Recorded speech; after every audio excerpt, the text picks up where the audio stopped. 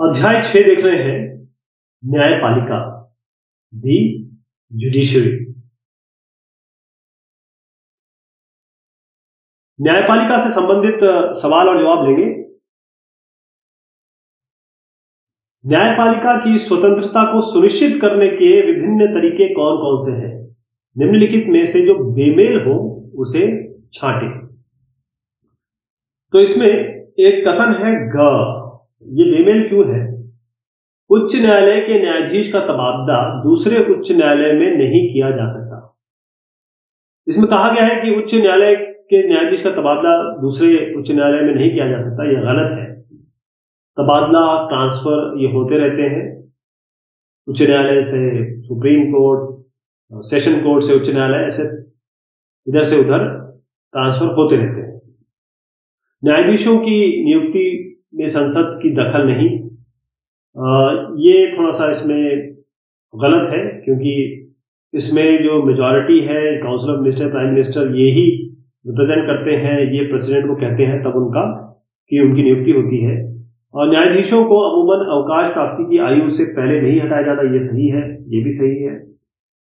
और सर्वोच्च न्यायालय के अन्य न्यायाधीशों की नियुक्ति में सर्वोच्च न्यायालय के मुख्य न्यायाधीश की सलाह ली जाती है। ये भी सही है। बस ये है कि भी उच्च न्यायालय के न्यायाधीश का तबादला नहीं किया जा सकता, यह गलत हो गया। क्या न्यायपालिका यानी कि जुडिशरी की स्वतंत्रता का अर्थ यह है कि न्यायपालिका किसी के प्रति जवाबदेह नहीं है? अब अपना उत्तर अधिकतम 100 शब्दों में लिखें। इसमें सवाल यह है कि क्योंकि न्यायपालिका स्वतंत्र है तो इसका मतलब ये हुआ कि वो किसी के प्रति जवाबदेह ही नहीं है, मतलब किसी के प्रति आंसरेबल नहीं है। इनसे सवाल कौन पूछेगा? जैसे हम अपने जो नेतागण हैं संसद, उनसे सवाल पूछते हैं, है ना? इसी तरीके से हम एग्जीक्यूटिव से सवाल पूछते हैं। तो न्यायपालिका से सवाल पूछा जा सकता है कि नहीं जा सकता है?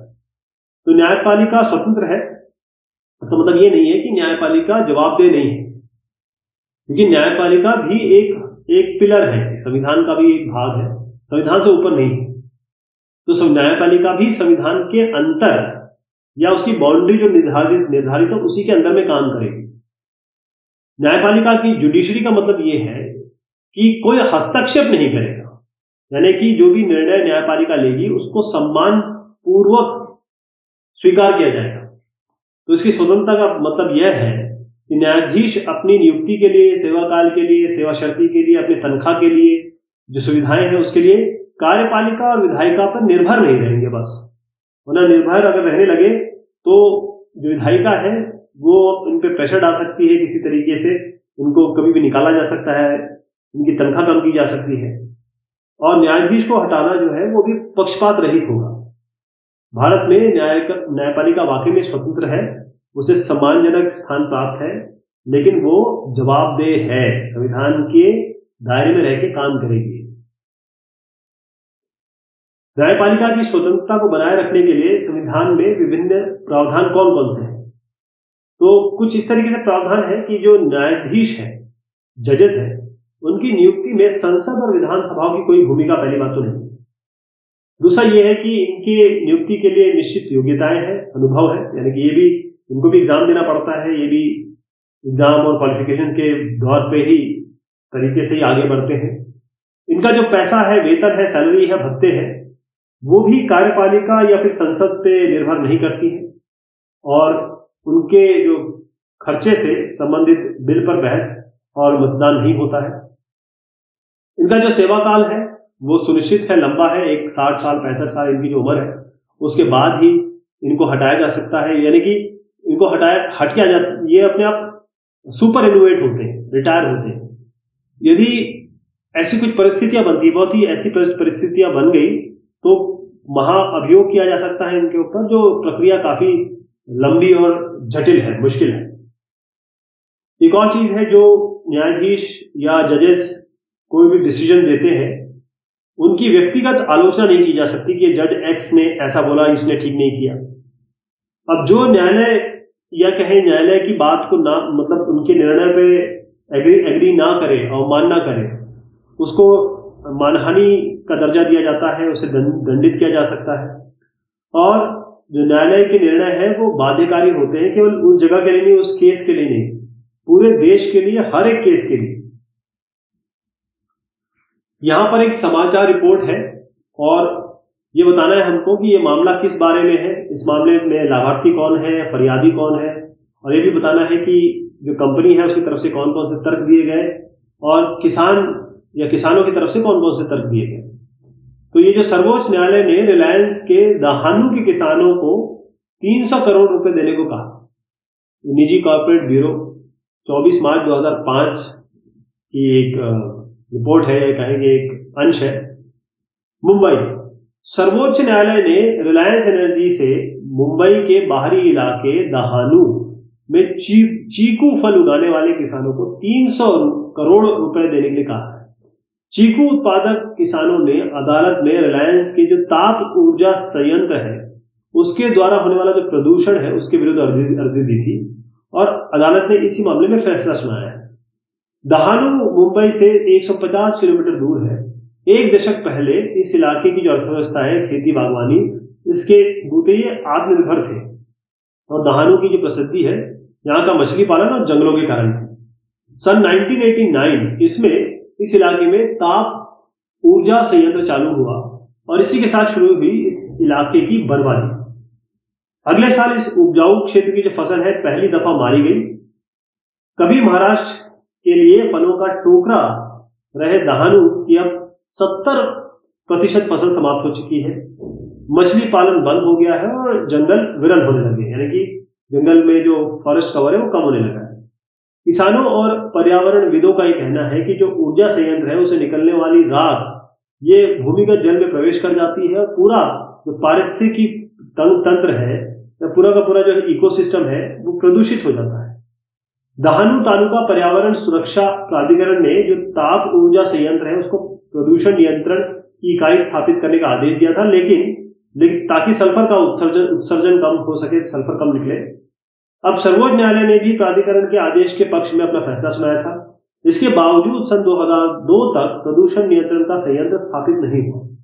सन 2003 में रिलायंस ने ताप ऊर्जा संयंत्र को हासिल किया और सन 2004 में उसने प्रदूषण नियंत्रण संयंत्र लगाने की योजना के बारे में खाका प्रस्तुत किया, ड्राफ्ट फ्रेमवर्क। प्रदूषण नियंत्रण संयंत्र क्योंकि अब भी स्थापित नहीं हुआ, इसलिए दहानू तालुका पर्यावरण सुरक्षा प्राधिकरण ने रिलायंस से 300 करोड़ रुपए की बैंक गारंटी देने को कहा है। तो जो मामला है किसके बारे में है, ये दहानू क्षेत्र में जो चीकू पैदा करने वाले उन किसानों को मुआवजा देने के बारे में है जिनका जो थर्मल पावर प्लांट है उसके कारण नुकसान हुआ या उससे जो नुकसानदायक रिसाव हुआ है उसके कारण इनके फसलों को, इनके रहन सहन को, मछली पालन को बहुत भारी नुकसान हुआ है। अगला सवाल है इसमें कि इस मामले में लाभार्थी कौन है। तो जो दहानू क्षेत्र के चीकू उत्पादक है या ये कहीं जितने भी किसान हैं जिनका नुकसान हुआ है वो इसमें लाभार्थी है, लाभान्वित होंगे।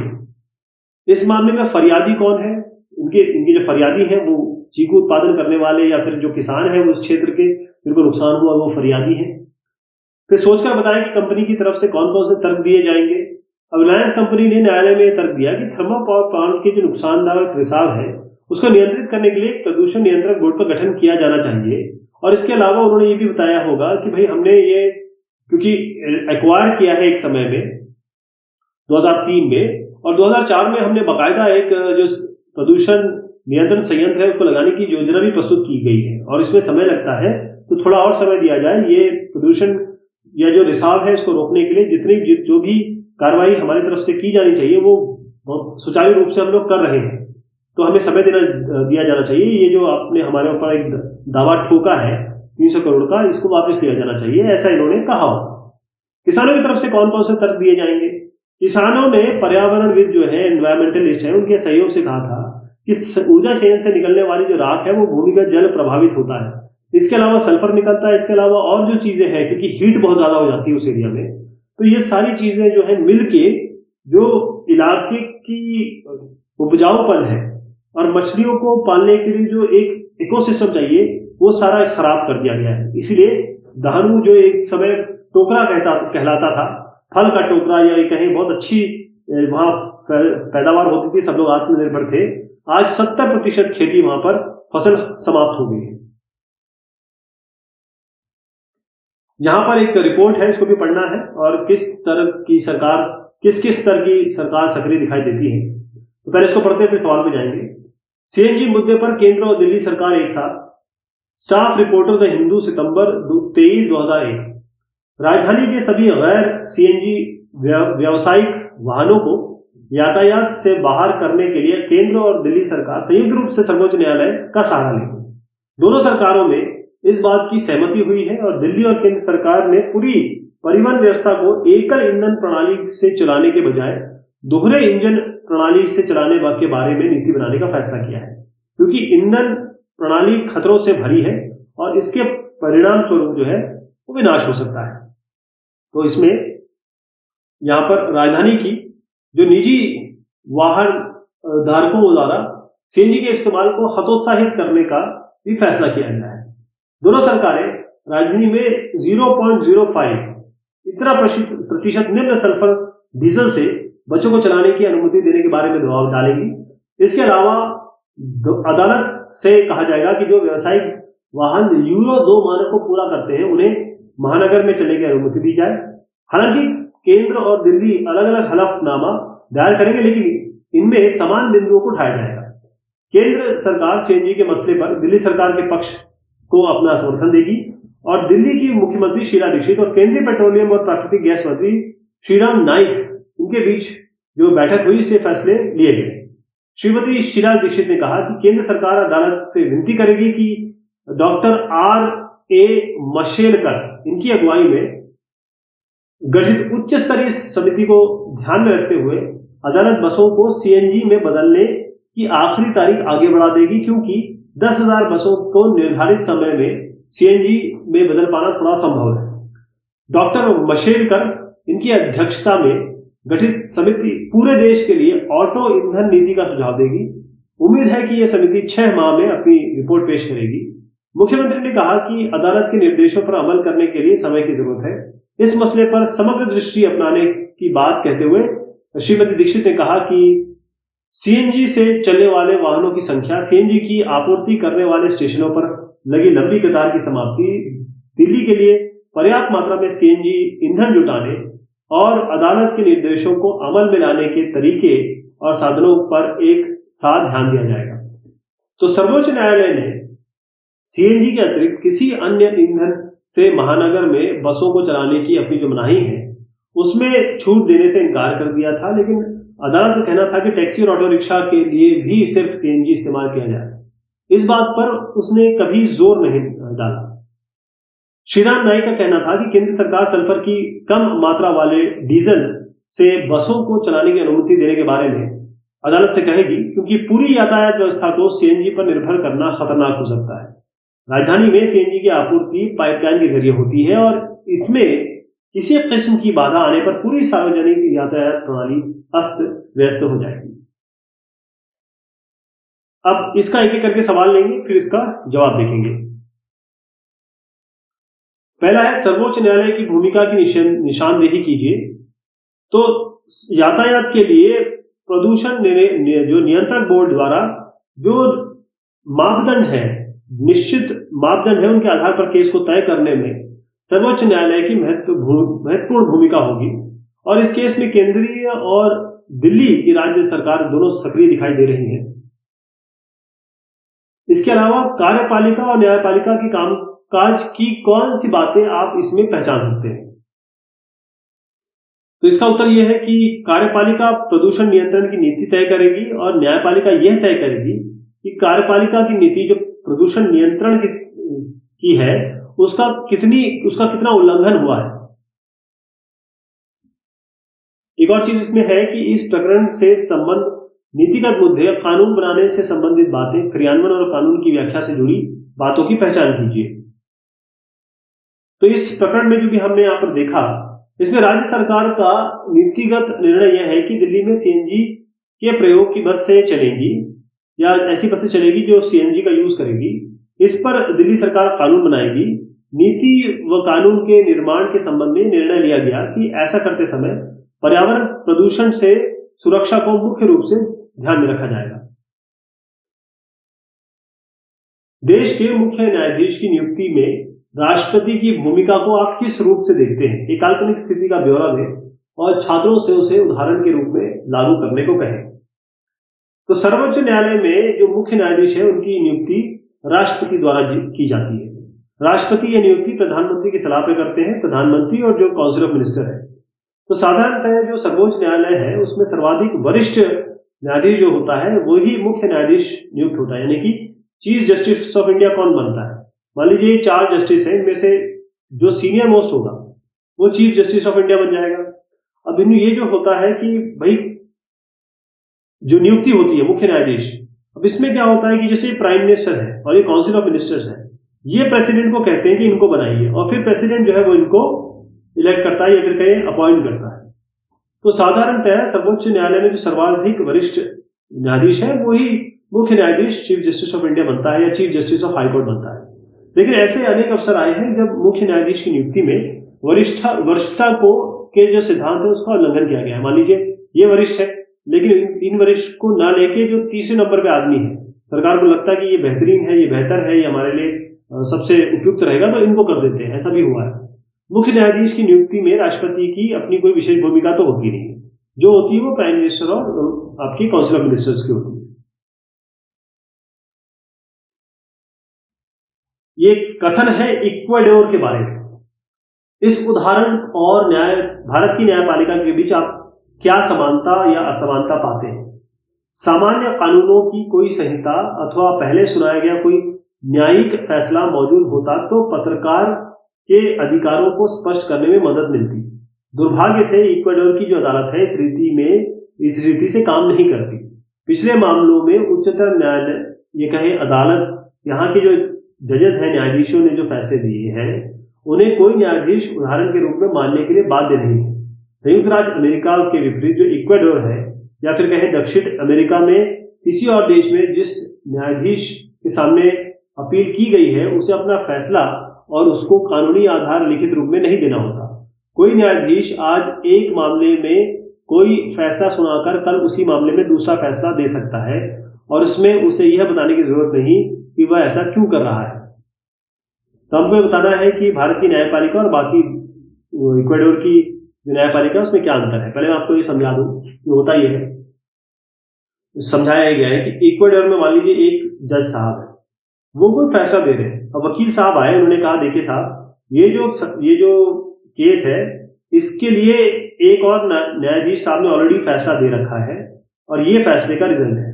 तो ये जो न्यायाधीश है जो इस फैसले को, इस केस को देख रहे हैं, वो न्यायाधीश इस फैसला जो कि इन न्यायाधीश ने किया है उसको मानने या उसको समझने या फिर उसको लागू करने में बिल्कुल ये कहे कि बाध्य नहीं है और ये इसको सुनेंगे भी नहीं। हिंदुस्तान में क्या है, हिंदुस्तान में यही केस समझिए कि मान लीजिए एक केस चल रहा है, ये न्यायाधीश है इस केस की, वकील साहब आए, उन्होंने कहा देखिए साहब, ये यहाँ पर एक न्यायाधीश साहब ने बिल्कुल सिमिलर केस में ये डिसीजन लिया था। तो ये जो साहब है, जो न्यायाधीश है, वो इस केस को जो इन्होंने जो डिसीजन दिया था उसको मानेंगे, उसको सुनेंगे, उसको समझेंगे, उसको ध्यान देंगे, विवेचना करेंगे, उसके बाद इस फैसले पे अपना निष्कर्ष देंगे, अपना फैसला देंगे। ये दोनों में अंतर है। तो भारतीय न्याय प्रणाली में किसी विषय पर उच्च न्यायालय द्वारा दिए गए जो निर्णय है आगे आने वाले निर्णय के लिए एक मार्गदर्शक होते हैं, यानी कि वो डायरेक्शन दिखाते हैं कि ऑलरेडी जब एक फैसला एक केस में हो चुका है तो जो फैसला है उसको उसके हिसाब से अगला फैसला हो या उसको मान के दूसरा फैसला हो, जो बाध्यकारी भी होते हैं। क्योंकि अगर आप मान लीजिए सुप्रीम कोर्ट ने एक फैसला दिया है तो हाई कोर्ट उस फैसले को मानेगी ही। लेकिन जो इक्वाडोर है उसका उदाहरण थोड़ा अलग है। वहां जो न्यायाधीश है उसी विषय पर दिए गए निर्णय, मतलब उसी केस के लिए अगर कहीं और कोई निर्णय दिया गया है उसको मानने के लिए बाध्य नहीं हो जाते, वो उसको नई तरीके से देखेंगे। भारतीय न्याय व्यवस्था और इक्वाडोर की जो न्याय व्यवस्था है उसमें यह समानता है कि भारत और इक्वाडोर के जो न्यायाधीश है उसमें न्यायाधीश नवीन परिस्थिति में अपना प्रथम निर्णय किसी विषय पर बदल सकते हैं, बस इतना समानता है। लेकिन बाकी जो इसमें मंत्रणा की गई है उसमें काफी भिन्नता है हमारे और इक्वाडोर के जो न्यायपालिका है। निम्नलिखित कथनों को पढ़िए और सर्वोच्च न्यायालय द्वारा अमल में लाए जाने वाले विभिन्न क्षेत्राधिकार, मसलन मूल, अपील और परामर्शकारी, इससे इनका मिलान कीजिए। तो यहाँ है सरकार जानना चाहती है, जहां जानना चाहती है वह परामर्श आ गया ना। सरकार जानना चाहती है कि क्या यह पाकिस्तान अधिकृत जम्मू कश्मीर के निवासियों की नागरिकता के संबंध में कानून पारित कर सकती है। सरकार ये किससे जानना चाह रही है? सरकार जुडिशरी से पूछेगी, तो परामर्श संबंधी अधिकार है। कावेरी नदी के जल विवाद के समाधान के लिए तमिलनाडु सरकार अदालत की शरण लेती है। तो ये आपके प्रारंभिक क्षेत्राधिकार है। यहाँ पर अपील नहीं हो रही है पहले, बस क्योंकि उनको पता है कि भाई हमें अदालत की शरण में जाना है, तो ये प्रथम प्रारंभिक क्षेत्राधिकार है। फिर बांध स्थल से हटाए जाने के विरुद्ध लोगों द्वारा की गई अपील को अदालत ने ठुकरा दिया। अब अपील की बात हो गई तो ये आ गया अपीलीय क्षेत्राधिकार है।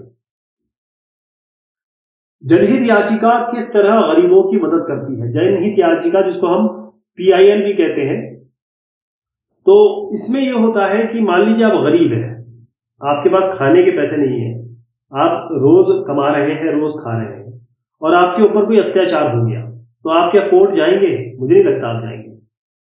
तो एक साहब है यहाँ पर जो एक्टिविस्ट है, सोशल सर्विस करते हैं, NGO है फॉर एग्जाम्पल इनका, तो ये इनके लिए इनके बिहाफ पे सरकार पे याचिका दायर कर सकते हैं कि देखिए मैं कह रहा हूं कि इनके साथ भेदभाव हो रहा है या इनके साथ ये अत्याचार हो रहा है। इसी को हम PIL कहते हैं, जनहित याचिका।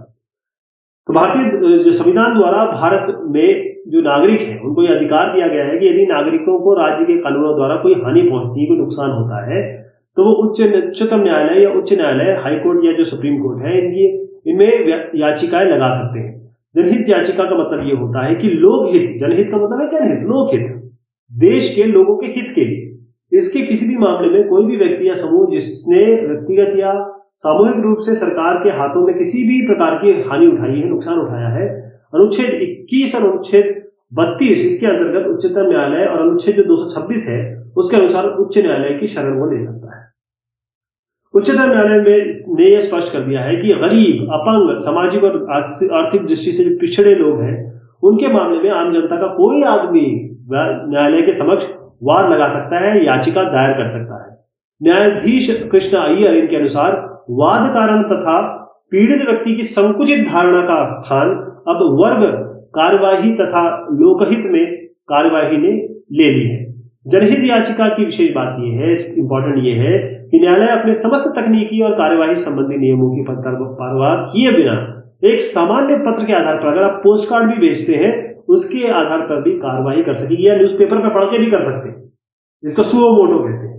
जनहित याचिकाओं का महत्व, जनहित याचिकाओं के महत्व को देखते हुए जनता में इसके प्रति काफी रुचि बढ़ी है और अब बहुत सारी जनहित याचिकाएं कोर्ट के सामने आती हैं। तो जनहित याचिकाओं का महत्व क्या है? पहले तो यह है कि सामान्य जनता की आसान पहुंच, आप और मैं जो न्यायालय के पछड़े से बचना चाहते हैं या फिर हम पे ऐसा नुकसान हो गया है कि हमारे पास ऑप्शन तो है नहीं, न पैसा है न रिसोर्सेस है, तो हम क्या करेंगे? इसके लिए हम क्या करेंगे? जनहित याचिकाओं द्वारा आम नागरिक भी जो व्यक्तिगत और जो सामूहिक रूप से न्यायालय के लिए न्यायालय के दरवाजे को खटखटा सकता है, कोई भी आदमी न्यायालय में जा सकता है। जनहित याचिकाओं के लिए कोई भी विशेष कानूनी प्रावधानों के चक्कर में उलझना नहीं पड़ता, व्यक्ति सीधे उच्च न्यायालय और उच्चतम न्यायालय में जा सकता है, वाद प्रस्तुत कर सकता है, निर्णय थोड़ा शीघ्र होता है। इसमें जो PILs है उस पर न्यायालय बड़ा फास्ट या कहीं तुरंत न्यायिक प्रक्रिया प्रारंभ हो जाती है और उसकी जल्द सुनवाई होती है। उच्चतम न्यायालय के अनुच्छेद 21 और 32 में राज्य द्वारा अवज्ञा के मामले को बहुत गंभीरता से लिया जाता है कि राज्य ने, मतलब जो देश है या फिर जो प्रशासन है, उसने अगर ठीक से चीज नहीं की है तो बड़ी गंभीरता से लिया जाता है। जनहित याचिकाओं पर तुरंत का सुनवाई के कारण बहुत जल्दी निर्णय भी आ जाता है। प्रभावी रहित, इसका मतलब ये है कि जितनी भी PIL है उनसे ये हमें पता चलता है कि जो पीड़ित पक्ष है उसको बहुत अधिक राहत हो जाती है और जो प्रतिवादी है यानी जिसने अन्याय या अत्याचार किया है उसको सजा भी मिल जाती है। कम व्यय, पैसा कम खर्च कम होता है। कैसे? क्योंकि जो जनहित याचिका है या PIL है उसमें याचिका प्रस्तुत करने वाला व्यक्ति, उसका खर्चा बहुत कम होता है क्योंकि इसमें सामान्य न्यायिक प्रक्रिया से गुजरना नहीं पड़ता है। यदि न्यायालय याचिका को या कहें निर्णय के स्वीकार कर लेती है तो उस पर तुरंत कार्रवाई के कारण निर्णय हो जाता है। इससे पीड़ित पक्ष को कम खर्च से शीघ्र न्याय प्राप्त हो जाता है। क्या आप मानते हैं कि न्यायिक सक्रियता से न्यायपालिका और कार्यपालिका में विरोध पनप सकता है? देखिए, कई केस ऐसे देखे गए हैं जिसमें जो जुडिशरी है और जो एग्जीक्यूटिव है उनके बीच में थोड़ी सी थोड़ा सा विरोध रहता है। तो भारतीय न्यायपालिका जो है, जुडिशरी है, उसको न्यायिक पुनरावलोकन यानी कि दोबारा देखना उसकी शक्ति प्राप्त है, जिसके आधार पर न्यायपालिका जो है विधायिका द्वारा पारित कानून, यानी जो भी लेजिस्लेचर ने कानून बनाया है या कार्यपालिका ने जो आदेश जारी किए हैं उसकी संवैधानिक वैधता की जांच करती है कि वाकई में संविधान के अनुसार है कि नहीं। अगर ये संविधान के अलग के विपरीत पाए जाते हैं तो न्यायालय इसे अवैध घोषित कर सकती है कि ये तो गलत है, या आपने जो डिसीजन लिया बिल्कुल गलत है, वापस लीजिए या इसको खारिज कीजिए। लेकिन न्यायपालिका नीतिगत विषय पर टिप्पणी नहीं कर सकती। हमने पिछले कई सालों में देखा है कि न्यायपालिका ने अपनी इस सीमा को तोड़ा है और कार्यपालिका के कार्यों में निरंतर हस्तक्षेप और बाधा उत्पन्न की है या की कोशिश की है, जिसे राजनीतिक क्षेत्रों में न्यायिक सक्रियता कहा जा रहा है, जिसके परिणाम स्वरूप कार्यपालिका और न्यायपालिका में टकराव उत्पन्न होता है। जैसे मान लीजिए जुडिशरी है, ये आपका लेजिस्लेचर है, लेजिस्लेचर ने कोई कानून बनाया, जुडिशरी के पास लोग चले गए कि ये कानून गलत है, जुडिशरी ने कहा कि ये कानून गलत है, तो अब जो लेजिस्लेचर है वाले गुस्सा नहीं हो जाएंगे, वो कहेंगे क्या है जुडिशरी आपके बीच में यहाँ पर वो कर रहे हैं, इन्फिल्ट्रेट क्यों कर रहे हैं हमारे एरिया को। ये थोड़ा सा आपस में एक विरोध का कारण बनता है। न्यायिक सक्रियता मौलिक अधिकारों की सुरक्षा में किस रूप से जुड़ी है? क्या इससे मौलिक अधिकारों के विषय क्षेत्र को बढ़ाने में मदद मिलती है? तो न्यायिक सक्रियता यानी कि जो कानून है उसके लिए बड़े एक्टिव हो चुकी है, चाहे न्यायालय हो, चाहे वकील हो, चाहे जज हो। तो न्यायिक सक्रियता मौलिक अधिकारों की सुरक्षा के पूर्ण रूप से जुड़ी है। हमारे जो मौलिक अधिकार है, फंडामेंटल राइट्स, वो बहुत जरूरी है, इसलिए मौलिक अधिकारों के जो विषय क्षेत्र है उसको भी काफी विस्तृत कर दिया है। न्यायपालिका ने जीने का अधिकार का अर्थ ये लिया है कि सम्मानपूर्ण जीवन हो। केवल जीने का अधिकार मतलब नहीं कि आप जी रहे हैं, अच्छा जीवन हो, साफ हवा हो, साफ पानी हो, एनवायरमेंट साफ हो, ये सारी चीजें हैं। आपको याद होगा साउथ अफ्रीका का जो संविधान है उसके अंदर ये क्लियर लिखा हुआ है, ये लाइनें लिखी हुई है जो हमारे इसमें नहीं लिखी गई है, लेकिन न्यायपालिका ने कहा कि ये जो लाइनें लिखी गई इसका मतलब ये है कि साफ पानी, साफ खाना, साफ एनवायरमेंट। इसीलिए न्यायपालिका में पर्यावरण को साफ सुथरा रखने, प्रदूषण को रोकने, नदियों को साफ सुथरा रखने, उद्योगों को आवासीय क्षेत्र से बाहर निकालने या बाहर बनाने, आवासीय क्षेत्रों से दुकानों को हटाए जाने, ऐसे कई सारे आदेश दिए हैं, पारित किए हैं। इस प्रकार न्यायपालिका ने न्यायिक सक्रियता दिखाते हुए, एक्टिवनेस दिखाते हुए नागरिकों के जो मौलिक अधिकार है उसके क्षेत्र में काफी काम किया, काफी निर्देश दिए, इसलिए काफी व्यापकता बढ़ जाती है इसकी।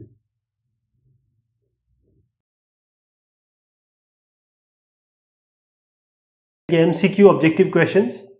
सर्वोच्च न्यायालय के मुख्य न्यायाधीश की नियुक्ति कौन करता है? उत्तर है प्रेसिडेंट ऑफ इंडिया, राष्ट्रपति। भारत का सर्वोच्च न्यायालय कहां स्थित है? नई दिल्ली में।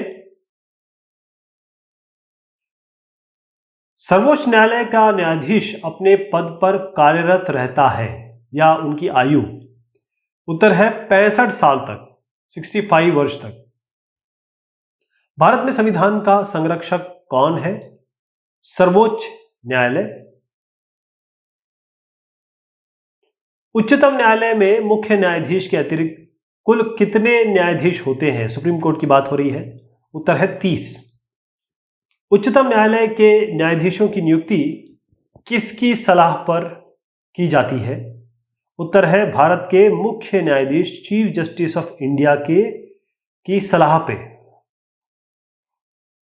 संविधान के अनुसार उच्चतम न्यायालय की कार्यवाहियों की अधिकृत भाषा है केवल अंग्रेजी। भारत में न्यायिक पुनरावलोकन जो है उसका सिद्धांत लिया गया है संयुक्त राज्य अमेरिका के संविधान से। संविधान के किस अनुच्छेद के अनुसार सर्वोच्च न्यायालय भारतीय नागरिकों के मौलिक अधिकारों की रक्षा करता है? फंडामेंटल राइट्स कैसे आरक्षण होता है उनका या सेफ गार्ड करता है सर्वोच्च न्यायालय? इसमें कोई भी नहीं है उत्तर। उच्च न्यायालय से परामर्श मांगने का अधिकार किसको है? राष्ट्रपति जी को। उच्च न्यायालय के वह कौन से मुख्य न्यायाधीश हैं जिन्हें कार्यकारी राष्ट्रपति के रूप में कार्य करने का अवसर प्राप्त हुआ था? उत्तर है एम हिदायतुल्लाह। उच्च न्यायालयों के न्यायाधीशों की नियुक्ति किसकी सलाह पर की जाती है? अब हाई कोर्ट के बारे में बात हो रही है। उत्तर है मुख्य न्यायाधीश। भारत के जो चीफ जस्टिस ऑफ इंडिया है उनके सलाह पर जो हाई कोर्ट है उनके न्यायाधीश चुने जाते हैं। उच्च न्यायालय के न्यायाधीशों की सेवानिवृत्ति की आयु क्या है? 62 वर्ष। सर्वोच्च न्यायालय के कार्य क्षेत्र को बढ़ाया जा सकता है किसके द्वारा? संसद द्वारा। अब हम कुछ अति लघु उत्तरीय प्रश्न देख रहे हैं। न्यायपालिका किसके प्रति जवाबदेह है? आंसरेबल किसके प्रति है? न्यायपालिका सबसे पहले तो देश के संविधान, लोकतांत्रिक जो परंपरा है और जनता के प्रति जवाबदेह है। मुख्य न्यायाधीश सहित उच्चतम न्यायालय के न्यायाधीशों की संख्या कितनी है? अभी जो नंबर है ये थोड़ा वेरिएंट है, लेकिन अभी जो है वो बता देता हूं मैं आपको। भारत के उच्चतम न्यायालय में एक मुख्य न्यायाधीश है, 30 अन्य न्यायाधीश है। इस तरीके से मुख्य न्यायाधीश सहित उच्चतम न्यायालय में 31 कुल संख्या है। उच्चतम न्यायालय के मुख्य न्यायाधीश की नियुक्ति कौन करता है? उत्तर है भारत के राष्ट्रपति। उच्चतम न्यायालय में न्यायाधीशों की नियुक्ति कैसे की जाती है? भारत के राष्ट्रपति द्वारा उच्चतम न्यायालय में मुख्य न्यायाधीश के परामर्श पर अन्य न्यायाधीशों की नियुक्ति की जाती है। उच्चतम न्यायालय के न्यायाधीश का कार्यकाल कितना होता है? 65 साल। उच्चतम न्यायालय से परामर्श मांगने का अधिकार किसको है? ये राष्ट्रपति साहब को है। उच्चतम न्यायालय के किसी न्यायाधीश के पदच्युति, पद से हटाने का प्रस्ताव करने के लिए संविधान में क्या आधार बताए गए हैं? केवल प्रमाणित कदाचार, कोई ऐसा आचार व्यवहार जो उचित नहीं है, और असमर्थता, अगर वो अपनी ड्यूटी निभाने में असमर्थ है, उसमें उनके विरुद्ध पदच्युति का प्रस्ताव प्रस्तुत किया जा सकता है। भारत का उच्चतम न्यायालय कहां पर स्थित है? नई दिल्ली में। भारत का उच्चतम न्यायालय न्यायिक पुनरावलोकन के अधिकार का प्रयोग किस आधार पर करता है? कानून द्वारा स्थापित प्रक्रिया द्वारा करता है। बस ये इसका उत्तर है। उच्चतम न्यायालय के 2 अधिकार बताइए। पहला तो है कि हमारे जो मूल अधिकार है उनकी रक्षा करना, और संविधान की रक्षा, संविधान का संरक्षण। देश में न्यायिक सक्रियता का मुख्य साधन क्या है? तो भारत में जो न्यायिक सक्रियता है, किस तरीके से एक्टिव जुडिशरी है, उसका मुख्य साधन या उसको जुडिशरी को एक्टिव करने के लिए जो सबसे अच्छा साधन है उसको हम कहते हैं जनहित याचिका यानी कि PIL, और सामाजिक व्यवहार याचिका यानी कि सोशल एक्शन लिटिगेशन। अब है लघु उत्तरीय प्रश्न। लघु उत्तरीय प्रश्न जो है इनको हम थोड़ा सा बड़ा करके लिखेंगे, यानी थोड़ा सा इसका जो नंबर ऑफ सेंटेंसेस है ज्यादा हो जाएंगे इसमें। पहला है सर्वोच्च न्यायालय के मुख्य कार्य क्या है? तो सर्वोच्च न्यायालय यानी कि जो हमारा सुप्रीम कोर्ट है उनके कामों में क्या क्या आता है? एक तो केंद्र सरकार और राज्य सरकार के बीच में अगर कोई विवाद है, जैसे सेंट्रल गवर्नमेंट और कोई भी स्टेट गवर्नमेंट ले लीजिए, उनके बीच में अगर कोई विवाद है तो यहाँ उनकी सुनवाई होती है। उच्च न्यायालय के निर्णय के विरुद्ध अपीलों की सुनवाई, यानी जो सुप्रीम कोर्ट है उसके नीचे कोई भी कोर्ट है, जैसे हाई कोर्ट है, हाई कोर्ट में अगर मामला आपका उलट जाता है या आपको लगता है कि यहाँ पर आपको न्याय नहीं मिला तो सुप्रीम कोर्ट जा सकते हैं, अपील कर सकते हैं। राष्ट्रपति को न्यायिक प्रश्नों का परामर्श देना, यानी राष्ट्रपति कुछ भी पूछे कि भाई इसके बारे में बताइए तो उनको परामर्श देता है। कानूनी, एक तरीके से कानूनी उनको राय दी जाती है। नागरिक के मूल अधिकारों की सुरक्षा करना, हमारे जो फंडामेंटल राइट्स हैं उनको सेफगार्ड करना। संविधान की व्याख्या और सुरक्षा करना, क्योंकि संविधान का इंटरप्रिटेशन अगर गलत लिया गया या अपने हिसाब से अपने कई लोगों ने ले लिया तो उसकी सही व्याख्या कौन करता है? संविधान की सही व्याख्या सर्वोच्च न्यायालय करता है। अभिलेख न्यायालय के रूप में काम करना और संघात्मक व्यवस्था को बनाए रखना, यानी कि फेडरल स्ट्रक्चर। हमारा स्टेट गवर्नमेंट भी है, उसके नीचे आपके जो स्टेट गवर्नमेंट है उसके ऊपर सेंट्रल गवर्नमेंट, उसके नीचे आपकी और जो स्थायी निकाय है।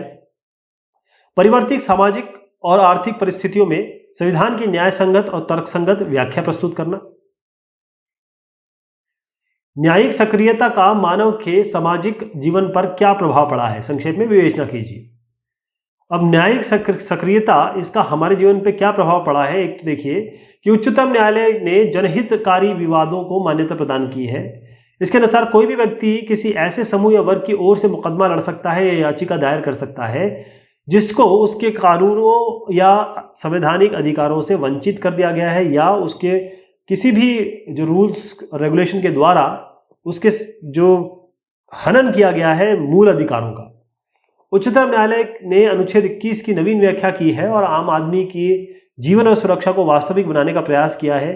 इसका मतलब केवल ये नहीं कि भाई जीने की स्वतंत्रता हो, जीने का अधिकार का मतलब यह है साफ पानी, साफ खाना और साफ वातावरण। उच्चतम न्यायालय ने नागरिकों की गरिमा और प्रतिष्ठा की सुरक्षा की ओर अधिक ध्यान केंद्रित किया है और उच्चतम न्यायालय ने पूर्णतः ये क्लियर कर दिया, स्पष्ट कर दिया है कि कार्यपालिका के स्वविवेक पर नियंत्रण करना जरूरी है। यानी एक ऐसा ना हो कार्यपालिका बस अपने मन से बगैर किसी अंकुश के काम करे। वर्तमान में आज के समय उच्चतम न्यायालय की यह मान्यता बन गई है कि यद्यपि जो न्यायाधीश है उसका कार्य कानून का निर्माण करना नहीं है, परंतु वह कानून की रूपरेखा के में रंग अवश्य भरता है। इसका मतलब कि न्यायाधीश या जुडिशरी का काम क्या होता है कि जो कानून बने हुए हैं और जो संविधान बना हुआ उसके हिसाब से डिसीजन देना। लेकिन इसके अलावा अगर किसी व्यक्ति को, अगर किसी भी ग्रुप को कोई परेशानी है, दिक्कत है, तो वो कानून की रूपरेखा में रंग अवश्य भर सकता है। यानी कि उसके हिसाब से उसको जो भी पीड़ित पार्टी है उसको न्याय मिल सकता है। भारतीय न्यायपालिका एकीकृत न्यायपालिका किस प्रकार है? इसका मतलब ये है कि जो सेंट्रल गवर्नमेंट है या कहेंगे जो सेंट्रल स्टेट है और जो स्टेट है, क्योंकि यहाँ पर सरकार अलग हो सकती है, यहाँ सरकार अलग हो सकती है, यहाँ पर अलग न्याय की व्यवस्था हो या अलग न्याय की व्यवस्था, ऐसा नहीं है। पूरे देश में एक ही न्याय की व्यवस्था है। यानी भारतीय न्यायपालिका एकीकृत न्यायपालिका है। सबसे ऊपर आता है उच्चतम न्यायालय यानी कि जो सुप्रीम कोर्ट ऑफ इंडिया, सबसे ऊपर यह आता है। फिर उसके बाद आता है उच्च न्यायालय यानी कि हाई कोर्ट। फिर उसके बाद जिला स्तर या फिर उस पर जो डिस्ट्रिक्ट लेवल के कोर्ट्स आते हैं, अधीनस्थ का न्यायालय है। अच्छा, ये न्यायालय एकीकृत इस अर्थ में कैसे हो गए कि उच्चतम न्यायालय के नीचे वाले जो न्यायालय हैं उन पर प्रशासनिक और न्यायिक नियंत्रण सुप्रीम कोर्ट का है। निचली अदालतों के निर्णय के विरुद्ध उच्च न्यायालय में लाया जा सकता है। यहाँ पर कोई निर्णय है उसकी अपील हाईकोर्ट में की जा सकती है। हाईकोर्ट में जो मामला आया और उसमें जो रिजल्ट आया उसकी अपील सुप्रीम कोर्ट में की जा सकती है। उच्चतम न्यायालय के निर्णय अधीनस्थ न्यायालयों को बाध्यकारी होते हैं। यानी कि जो सुप्रीम कोर्ट ने डिसीजन ले लिया वो हाई कोर्ट और डिस्ट्रिक्ट लेवल कोर्ट को मानना पड़ेगा। उच्चतम न्यायालय न्यायाधीशों के स्थानांतरण करने के लिए भी स्वतंत्र है।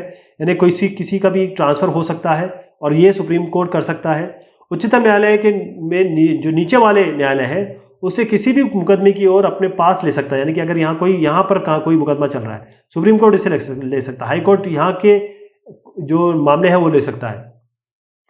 अगर उच्चतम न्यायालय ये समझता है कि किसी प्रकरण में कानून का कोई गंभीर विषय शामिल है तो कभी भी वो जो केस है वो अपने पास ले सकता है। उच्चतम न्यायालय अधीनस्थ न्यायालयों को कोई भी आवश्यक निर्देश दे सकता है, तो इसीलिए ये एकीकृत न्यायपालिका है। सर्वोच्च न्यायालय के परमादर्श व दात्री क्षेत्राधिकार को समझाइए। बेसिकली सुप्रीम कोर्ट का आपको अधिकार क्षेत्र बताना है, जुरिस्डिक्शन बताना है। तो संविधान के अनुच्छेद 143 इसके अनुसार राष्ट्रपति किसी कानूनी या तथ्य के प्रश्न पर उच्चतम न्यायालय से परामर्श मांग सकता है। राष्ट्रपति किसी भी कानूनी राय के लिए कहाँ जा सकता है या फिर किसके जो कोर्ट्स हैं उनसे वो पूछ सकता है। उच्चतम न्यायालय राष्ट्रपति को परामर्श देने के लिए खुली सुनवाई, ओपन हियरिंग का भी प्रबंध कर सकता है। अमेरिका के संविधान में उच्चतम न्यायालय द्वारा राष्ट्रपति को परामर्श दिए जाने की व्यवस्था नहीं है। इस न्यायालय पर संवैधानिक दृष्टि से ऐसी कोई बाध्यता नहीं है कि उसे परामर्श देना ही पड़े। मैं अमेरिका की बात कर रहा हूँ। राष्ट्रपति के लिए भी यह आवश्यक नहीं है कि वह उच्चतम न्यायालय द्वारा परामर्श जो दिया गया है उसके अनुसार ही काम किए। यानी कि अगर राष्ट्रपति जी ने हमारे यहाँ कोर्ट से कुछ राय मांगी, कोर्ट ने राय दे दी, जरूरी नहीं है कि राष्ट्रपति साहब इस राय को माने, वो केवल परामर्श ले रहे हैं, सजेशंस ले रहे हैं। जनहित याचिकाओं का भारतीय व्यवस्था पर क्या प्रभाव पड़ता है? PIL की बात कर रहे हैं। तो जनहित याचिकाओं का भारतीय व्यवस्था पर क्या प्रभाव पड़ता है? पहली तो चीज ये है कि ऐसे लोगों की स्वतंत्रता और हितों की रक्षा, उनका अगर कोई भी हित का हनन हो रहा है तो उनकी रक्षा करने में सहायता मिलती है, जो खुद अपने स्वयं और हितों की रक्षा कर नहीं सकते, जो असमर्थ है। सामाजिक एकता का विकास होता है, राष्ट्रीय एकता सुदृढ़ हुई है और न्यायिक सक्रियता का विकास हुआ है। कार्यपालिका पर भी बहुत ज़बरदस्त नियंत्रण स्थापित हुआ है। गलत कानून निर्माण पर रोक लगी है, कोई भी कानून नहीं बना सकता अपने हिसाब से। नौकरशाह जो थे थोड़ा सा इंडिपेंडेंट थे, उनकी जुराबें ढीली थी, उन पर नियंत्रण स्थापित किया गया है। गरीब जनता में विश्वास उत्पन्न हुआ है, क्योंकि कोई भी अगर किसी को परेशानी हो उसके लिए कोई दूसरा आदमी जाके याचिका दायर कर सकता है और उसके लिए न्याय की मांग कर सकता है। संसद और न्यायपालिका का मौलिक अधिकारों के संशोधन को लेकर टकराव संक्षेप में समझाइए। हुआ ये था पहले के समय, आज भी हम कई बार सुनते हैं कि ये पार्लियामेंट है, संसद है हमारी, और ये आपकी जुडिशरी है। इनके बीच में मौलिक अधिकारों को लेके संशोधन को लेके काफ़ी टकराव की स्थिति उत्पन्न हुई है। आज भी कई जगह देखा जाता है, कई समय देखा जाता है। तो इसको मैं बताता हूँ कि शुरुआत कहाँ से हुई थी। तो संविधान में संशोधन यानी कि संविधान में अमेंडमेंट करना है, उसमें चेंज करना है। तो संविधान में संशोधन, विशेषकर मौलिक अधिकारों में संशोधन को लेकर न्यायपालिका का जो संसद है वो, उसमें निरंतर न्यायपालिका और संसद के बीच में टकराव की स्थिति हम देखते हैं। प्रारंभ में शंकरी प्रसाद प्रकरण, इसमें न्यायालय ने निर्णय दिया था कि संसद संविधान के किसी भी भाग में, यहाँ तक कि मौलिक अधिकारों में भी संशोधन नहीं कर सकती। यानी कि संसद, पार्लियामेंट जो लेजिस्लेटिव है, विधायिका है, वो इसमें संशोधन नहीं कर सकती। फिर सन 1967 में गोलकनाथ केस आया। इसमें न्यायालय ने अपने इस निर्णय को बदल दिया और नया निर्णय दिया कि संसद मौलिक अधिकारों में संशोधन नहीं कर सकती। पहले तो कहा कि संशोधन कर सकती है, फिर कहा कि संशोधन नहीं कर सकती। इससे न्यायपालिका संसद में एक टकराव की स्थिति उत्पन्न हो गई। संसद में जो गोलकनाथ केस है उसके निर्णय को समाप्त करने के उद्देश्य से 38 और 39 संविधान संशोधन किया, संसद ने किया है, जिन्हें 1973 में केशवानंद भारती केस में चुनौती दी गई, जिससे यह निर्णय हुआ कि संसद संविधान के किसी भी भाग में, यहां तक कि मौलिक अधिकारों में भी संशोधन कर सकती है। लेकिन संशोधन मतलब अब किया जा सकता है, लेकिन संविधान की मौलिक संरचना, संविधान का जो बेसिक ढांचा है, बेसिक प्रारूप है, उसकी जो मौलिक संरचना है उसमें संशोधन नहीं कर सकती। इसलिए न्यायालय और जो संसद है उसमें टकराव होता रहता है। उच्चतम न्यायालय का न्यायाधीश बनने के लिए व्यक्ति में किन अर्हताओं का होना चाहिए, क्या क्वालिफिकेशंस होनी चाहिए? तो पहली चीज तो यह है, भारत के नागरिक हो, वो किसी उच्च न्यायालय या अथवा 2 या 2 से अधिक न्यायालयों में लगातार कम से कम 5 वर्ष तक न्यायाधीश के रूप में काम कर चुके हों, या वह किसी उच्च न्यायालय या न्यायालयों में लगातार 10 वर्ष तक अधिवक्ता रह चुके हों, यानी कि वकील रह चुके हों, या राष्ट्रपति की दृष्टि में कानून के उच्च कोटि के ज्ञाता हों। अभिलेख न्यायालय पर संक्षिप्त टिप्पणी दीजिए। अभिलेख न्यायालय क्या हुआ? भारत का जो उच्चतम न्यायालय है, अभिलेख मतलब होता है रिकॉर्ड, जैसे हम लाइब्रेरी में रखते हैं ना, रिकॉर्ड होते हैं, तो अभिलेख रिकॉर्ड न्यायालय के रूप में भी काम करता है। अभिलेख न्यायालय का यह मतलब होता है कि न्यायालय के जो समस्त निर्णय हैं, उनका अभिलेख, उनका रिजल्ट, उनकी जो लिखित डॉक्यूमेंट है, उसको सुरक्षित रूप से रखा जाए। इन निर्णयों को भविष्य में देश के किसी भी न्यायालय में पूर्व उदाहरणों के रूप में प्रस्तुत किया जा सकता है। मान लीजिए एक केस आया 2 लोगों के बीच में, और वो जो केस है बिल्कुल सेम है जो पहले किसी समय में 10 साल पहले 2 लोगों के बीच में आ चुका है।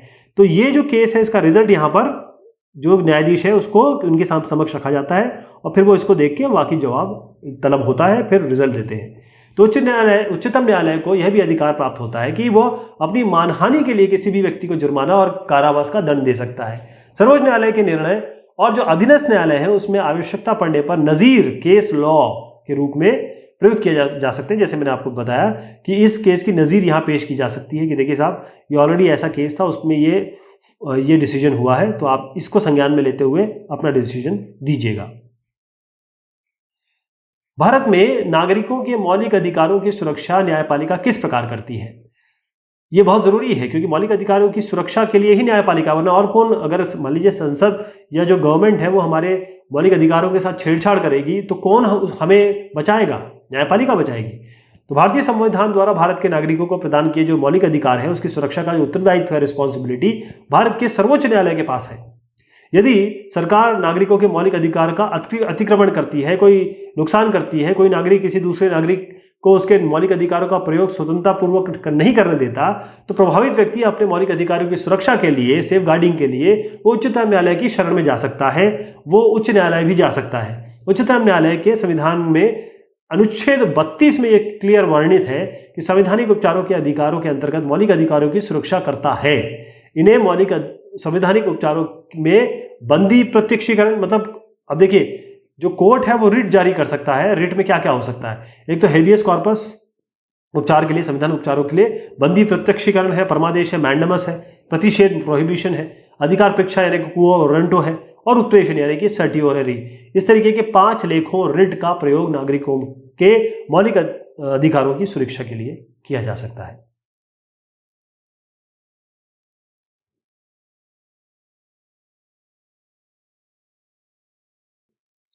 इसमें है भारत की संघात्मक व्यवस्था में न्यायपालिका की भूमिका पर टिप्पणी कीजिए। तो हमारा जो देश है वो संघात्मक व्यवस्था है वहां पर, तो समस्त प्रकार की शासन प्रणालियों में न्यायपालिका की भूमिका बहुत महत्वपूर्ण होती है। लेकिन जब संघात्मक व्यवस्था की बात आती है तो इसमें न्यायपालिका का दायित्व और भी बढ़ जाता है। संघात्मक व्यवस्था में शासन की सत्ता एक लिखित और बड़े कठोर संविधान द्वारा केंद्र और राज्यों के मध्य विभाजित होती है। केंद्र की सरकार केवल उन विषयों पर कानून बना सकती है जो संघ सूची में हो। राज्य सरकारें जिसमें राज्य सूची में विषय है उन्हीं पर कानून बना सकती है। किसी भी सरकार को दूसरी सरकार के क्षेत्र में इन्फिल्ट्रेट या अतिक्रमण करने का अधिकार नहीं है। यदि ऐसा होता है तो संघात्मक व्यवस्था ही समाप्त हो जाएगी। अब न्यायपालिका जुडिशरी को यह अधिकार प्राप्त है कि वे शासन के कार्यक्षेत्र और जो शक्तियां हैं उस पे अपना प्रत्यक्ष या फिर अप्रत्यक्ष अंकुश रखे, जिससे इन शक्तियों का दुरुपयोग या अतिक्रमण इन्फिल्ट्रेशन ना हो पाए। इसलिए न्यायपालिका को यह शक्ति प्राप्त होती है कि वो ऐसे किसी भी कानून या आदेश को अवैध घोषित कर सकती है, कर दे, जो संविधान की धाराओं, संविधान के परिप्रेक्ष्य, संविधान के मूल ढांचाओं उनका उल्लंघन करता हो। एक स्वतंत्र और निष्पक्ष न्यायपालिका ही अपने दायित्वों को समुचित रूप से निभा सकती है, उनका पालन कर सकती है। यदि न्यायालय अपने इस अधिकार का प्रयोग ना करे तो संघात्मक व्यवस्था एकात्मक शासन, केवल सेंट्रल गवर्नमेंट या फिर केवल सेंट्रल सरकार में परिवर्तन हो जाएगी।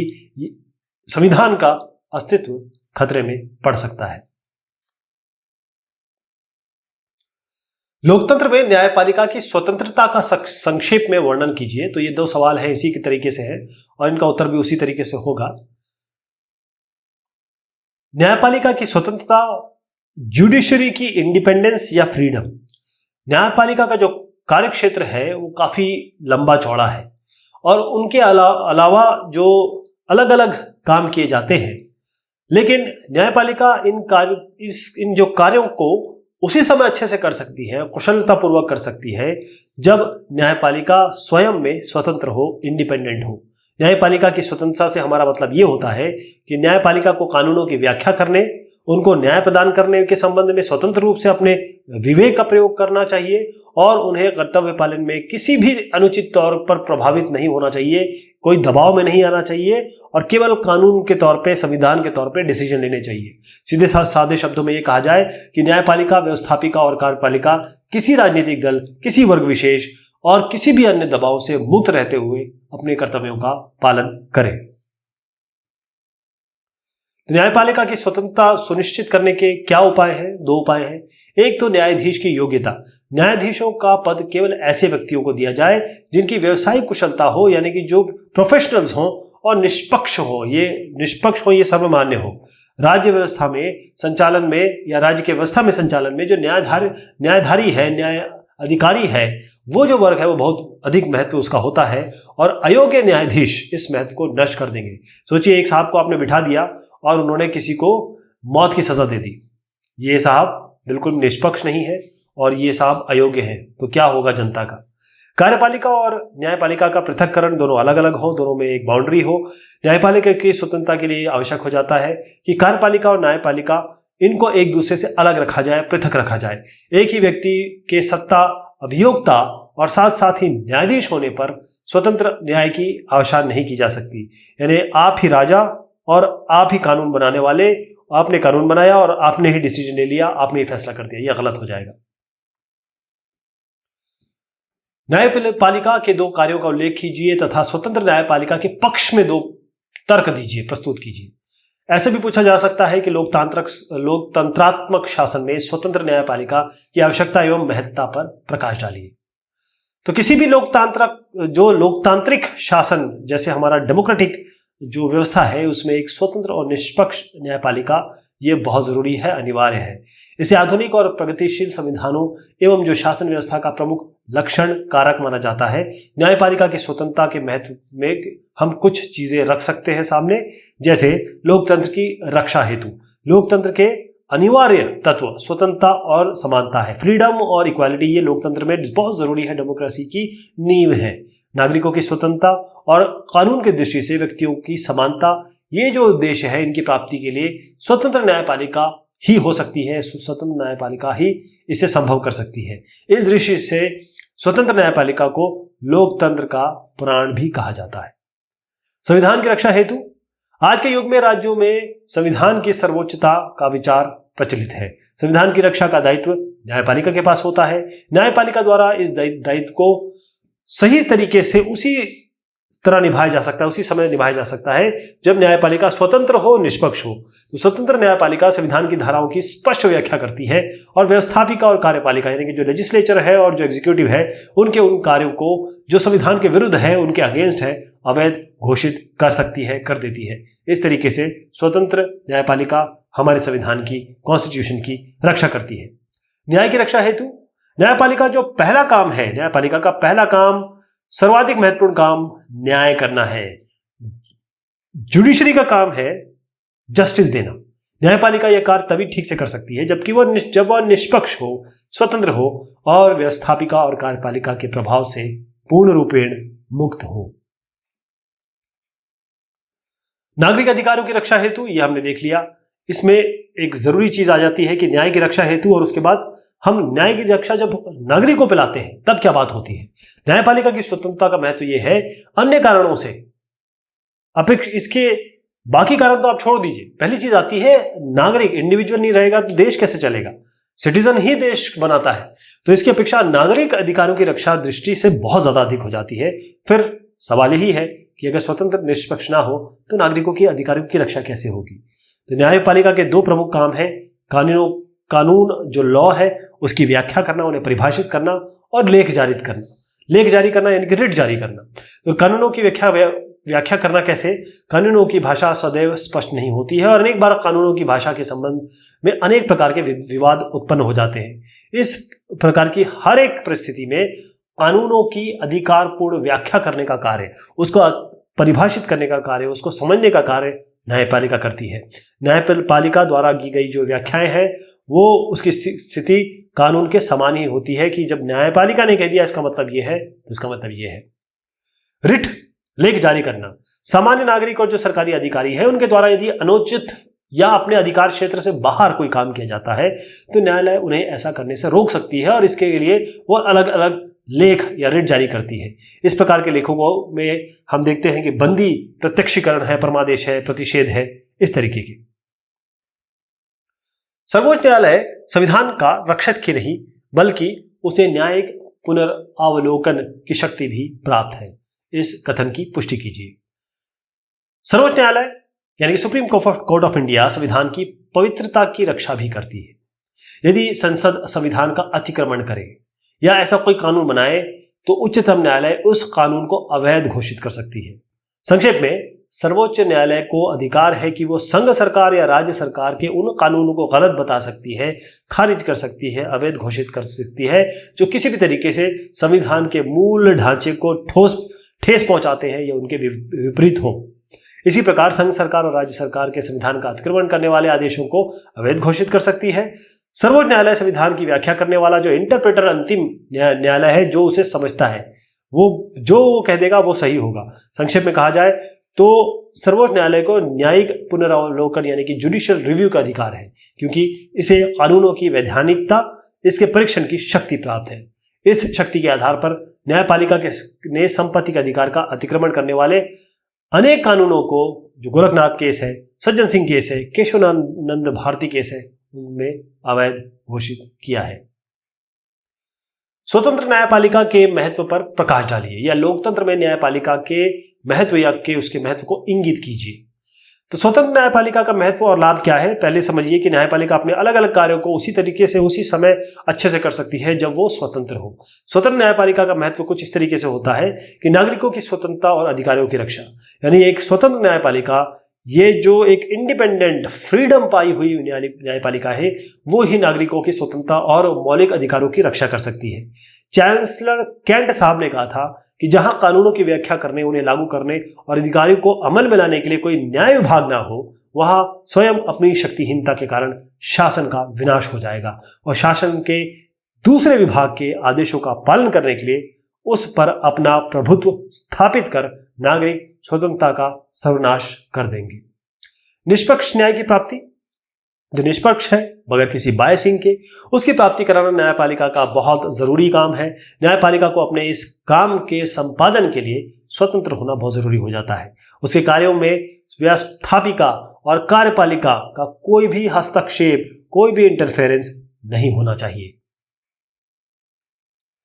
लोकतंत्र की सुरक्षा, लोकतंत्र की सुरक्षा सफलता के लिए स्वतंत्र न्यायपालिका जरूरी है। लोकतंत्र के अनिवार्य तत्व क्या है? स्वतंत्रता और समानता। इसका मतलब यह है नागरिकों को अगर स्वतंत्रता और समानता के अवसर उसी समय प्राप्त हो पाएंगे जब न्यायपालिका खुद निष्पक्ष हो। न्यायपालिका निष्पक्षता के साथ काम कर पाएगी, अपना कार्य का संपादन करेगी। संविधान की सुरक्षा, स्वतंत्र न्यायपालिका संविधान की रक्षक होती है। न्यायपालिका संविधान विरोधी कानूनों को अवैध घोषित करके रद्द कर सकती है, खारिज कर सकती है। इसीलिए संविधान का स्थायित्व, संविधान का जो ढांचा है और उसकी सुरक्षा के लिए स्वतंत्र न्यायपालिका का होना बहुत जरूरी हो जाता है। व्यवस्थापिका और कार्यपालिका का नियंत्रण या उन पर नियंत्रण, स्वतंत्र न्यायपालिका व्यवस्थापिका लेजिस्लेचर और कार्यपालिका एग्जीक्यूटिव पर नियंत्रण रखने का काम करती है और रखकर शासन की कार्यकुशलता को बढ़ाती है, उसमें बढ़ोतरी करती है। तो ये जो हमने देखा, इससे क्लियर हो जाता है कि स्वतंत्र न्यायपालिका का जो प्रत्येक देश की शासन प्रणाली में बहुत ज्यादा महत्व है। लोकतंत्र शासन वाली व्यवस्था है, उसके लिए तो स्वतंत्र न्यायपालिका होना बहुत ही जरूरी हो जाता है। इसीलिए स्वतंत्र न्यायपालिका के बिना एक अच्छे राज्य, अच्छे देश, सभ्य राज्य की कल्पना नहीं की जा सकती। उच्चतम न्यायालय की कार्यविधि के संबंध में संविधान में क्या व्यवस्था की गई है? उच्चतम न्यायालय की कार्यविधि, उच्चतम न्यायालय यानी कि हमारा जो सुप्रीम कोर्ट है, सुप्रीम कोर्ट ऑफ इंडिया, इसकी जो कार्यविधि है उसके संबंध में संविधान में क्लियरली चीजें लिखी गई हैं, व्यवस्थाएं की गई हैं। इस संबंध में नियम बनाने का अधिकार संविधान द्वारा संसद को दिया गया है। जिन बातों पर संविधान और संसद ने कोई व्यवस्था न की हो, ऐसी बातों पर स्वयं न्यायालय की अनुमति से कानून बन सकता है। उच्चतम न्यायालय की जो कार्यविधि है उसके लिए क्या व्यवस्थाएं हैं? पहला देखिए, जिन विषयों पर का संबंध संविधान की व्याख्या से हो या जिनमें कोई संवैधानिक प्रश्न उपस्थित हो या कानून के अर्थ को समझने की आवश्यकता हो, जिन विषयों पर विचार करने का कार्य राष्ट्रपति द्वारा उच्चतम न्यायालय को सौंपा गया हो, उसकी सुनवाई उच्चतम न्यायालय में कम से कम 5 न्यायाधीश होंगे जिनके द्वारा की जाएगी। आपने सुना होगा संविधान बेंच। बेंच का मतलब क्या होता है? जो लोग, जितने न्यायाधीश उसमें है उसे बेंच कहते हैं। तो एक संविधान बेंच अलग से बनाई जाती है जो संविधान को समझती है, संविधान की व्याख्या करती है।